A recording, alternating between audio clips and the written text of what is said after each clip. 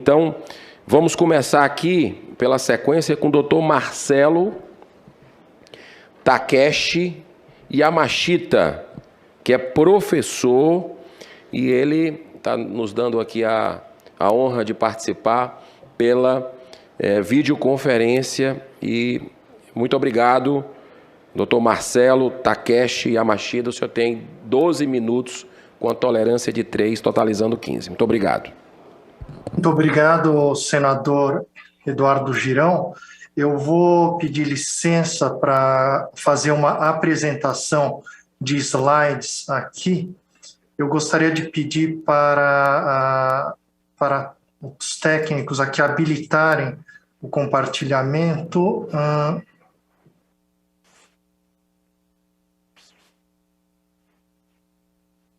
Todos conseguem ver a minha tela? Sim. Ok. Bom, então, boa tarde, senadores e senadoras. Eu gostaria de agradecer ao senador Sérgio Petecão pelo convite e dizer que é uma grande honra poder falar nesta casa.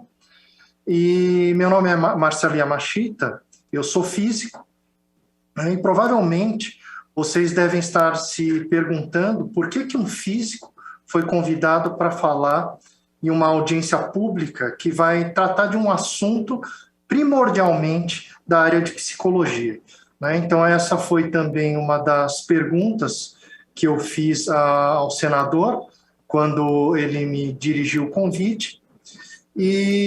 Mas quando me foi encaminhado, então, o requerimento para a instauração dessa audiência pública, então um dos motivos da minha presença está colocado no slide seguinte, onde eu extraí um trecho da justificativa do requerimento do senador Eduardo Girão para a realização desta audiência.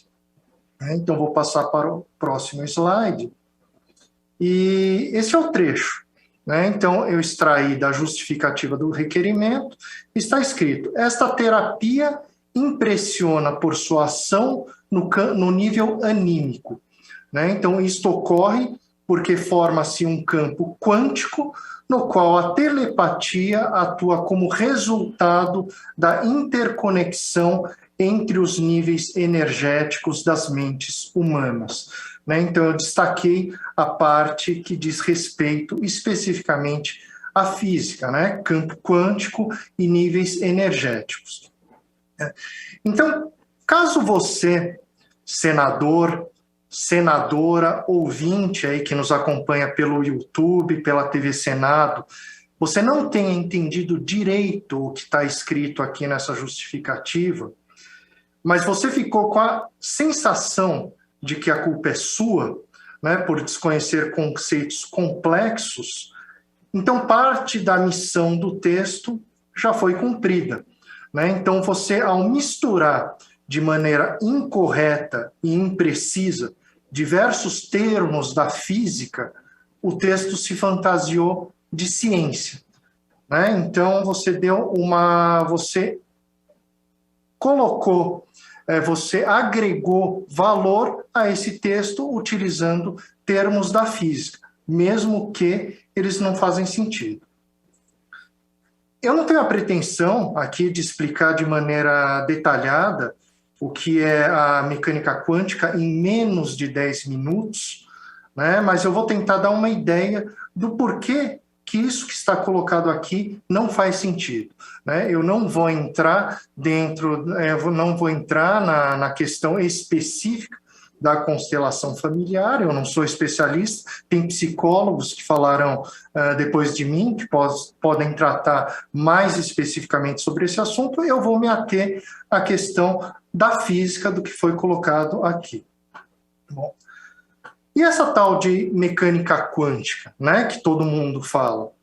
Então, a mecânica quântica, ela começou no final do século XIX, começo do século XX, como uma série de hipóteses. Então, eu vou frisar bem a palavra aqui, uma série de hipóteses que descreviam muito bem alguns trabalhos, alguns resultados experimentais que haviam surgido na época e que não podiam ser explicados através da física que se conhecia na época, né, e que hoje nós chamamos de clássica, né, aquela física que nós vimos no colégio, a física do Isaac Newton, né.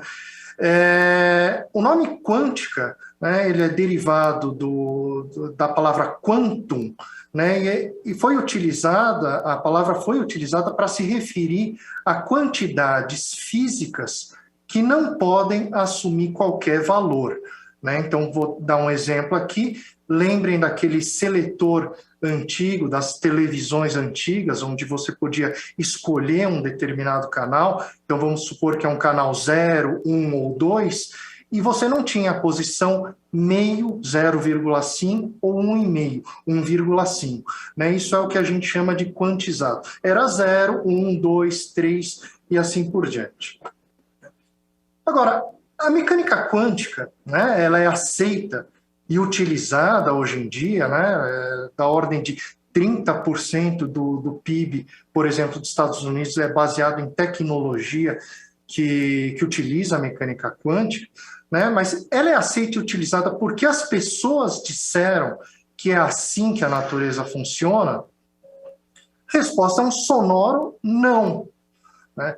Experimentos bem feitos e reproduzidos por diferentes grupos do mundo mostram que ela funciona.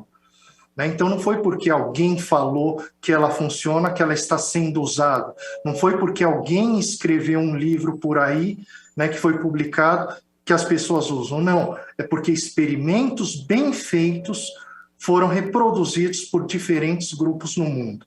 Né? A mecânica quântica é uma das teorias mais testadas na física.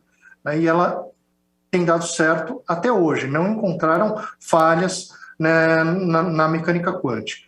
Né? Então, eu gostaria de enfatizar aqui que quando eu digo experimentos, eu estou me referindo a uma investigação cuidadosa que leve em conta um desenho adequado do experimento. Ou seja, o número de dados é suficiente, a amostra é adequada e o tratamento estatístico de dados é bem feito.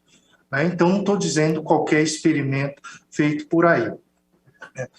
Então, nessa linha de experimentos bem feitos, eu queria dizer que os relatos individuais de casos, né, como apareceram tanto aqui nas falas que me antecederam, esses relatos individuais não têm nenhum valor científico.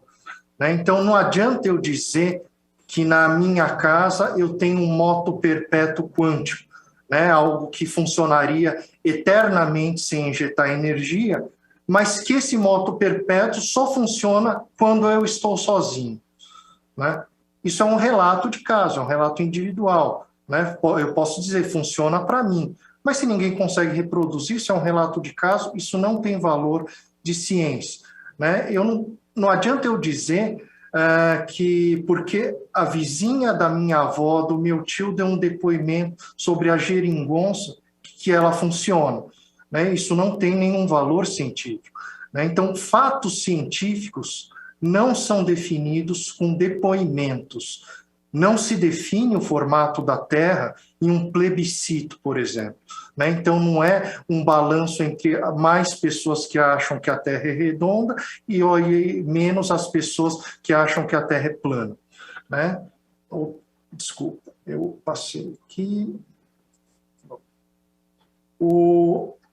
Então, a mecânica quântica ela pode ser estendida automaticamente para o nosso cotidiano, né? Como foi dito em uma das falas que me antecedeu aqui. Eu posso dizer que seres humanos se comportam como átomos e moléculas? Né? Novamente, a resposta é não. Né? E essa foto que eu coloquei aqui para ilustrar, aqui do lado desse slide, é um experimento de aprisionamento de átomos, né, a baixíssimas temperaturas em condições hiperdelicadas. Né? Por que eu digo hiperdelicadas e a temperaturas baixíssimas? Porque se eu colocar tudo isso no nosso ambiente, no dia a dia, isso aí é destruído. Né? Então, ela foi colocada somente para ilustrar o nível de sofisticação necessário para podermos observar as propriedades quânticas dos sistemas e para elas não serem destruídas pelo nosso ambiente, né? A própria temperatura ambiente destrói todos esses fenômenos aí que são muito delicados, que as pessoas às vezes gostam de mencionar de emaranhamento quântico, né? Isso é destruído no nosso ambiente. Então, o mundo macroscópico em que vivemos, apesar de nele nós usarmos diversas tecnologias baseadas na física quântica, na mecânica quântica, né? E aí eu cito laser, ressonância magnética, radioterapias, o nosso mundo no dia a dia ele é clássico, né? Ou seja, eu consigo descrever muito bem os fenômenos do meu dia a dia usando aquela mecânica, aquela física criada por Isaac Newton, né? Antes mesmo do surgimento da mecânica quântica, né? Então, essa transposição automática dessa lógica, desse conjunto de regras que funcionam para átomos, moléculas e núcleos, não podem ser simplesmente transpostas para o nosso mundo, ou para o nosso dia a dia.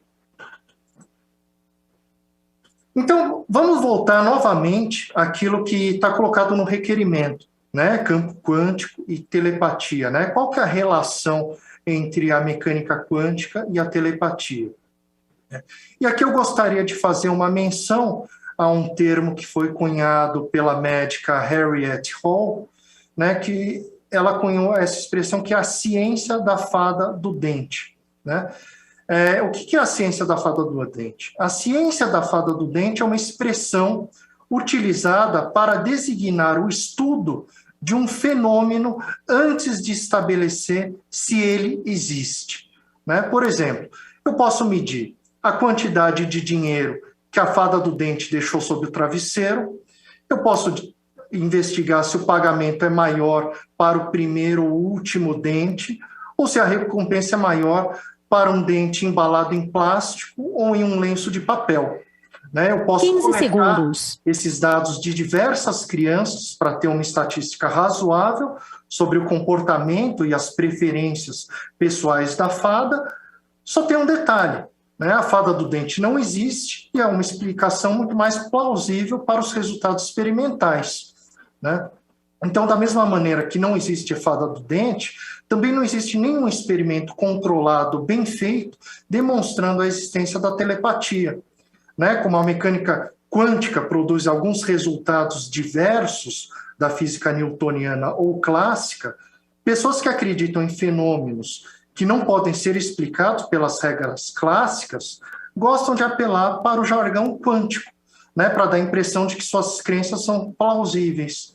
Mas isso não procede, né? Cada alegação precisa ser avaliada em seus próprios méritos em experimentos adequados, né? Já estou finalizando a minha apresentação.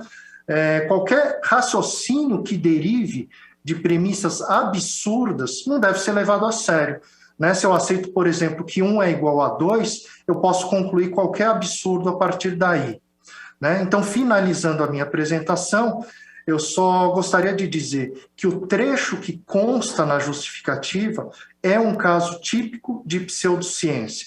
É algo que se fantasia de ciência para tentar justificar algo, né? A referência à mecânica quântica na justificativa do requerimento não tem nenhum respaldo científico. Muito obrigado pela atenção.